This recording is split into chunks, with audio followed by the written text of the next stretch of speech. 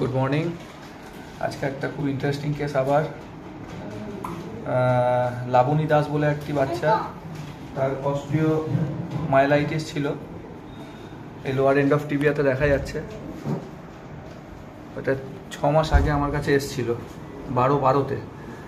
আমি পেশেন্টটি রেফার করি ডক্টর মলয় দাসের কাছে, হোমিওপ্যাথি।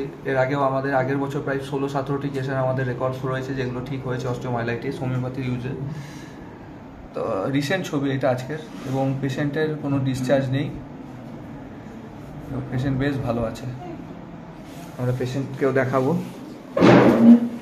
পাতলো তোমার, এই যে এইখান থেকে রস পড়ছিল,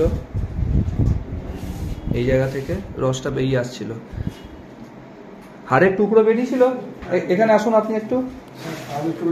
লাবণীর হয়েছিল, এটাতে হাড়ের টুকরো বেরিয়ে আসছিল ছোট ছোট। হ্যাঁ, ছোট কুচি বেরিয়েছে। ঠিক আছে। রস কতদিন পড়েছে? প্রায় রস মোটামুটি আপনার 7-8 মাস পড়েছে। 7-8 মাস থেকে। তারপরে ওই স্যারের কাছে আমি পাঠালাম। এখানে পাঠানোর পর হ্যাঁ হ্যাঁ, 7টা মতো রস 2 মাস খাওয়ার পরে তখন একটু আস্তে আস্তে কমেছে। 2 মাস খাওয়ার পরেই কমতে লেগেছিল। এখন কবে থেকে পড়ছে না রস?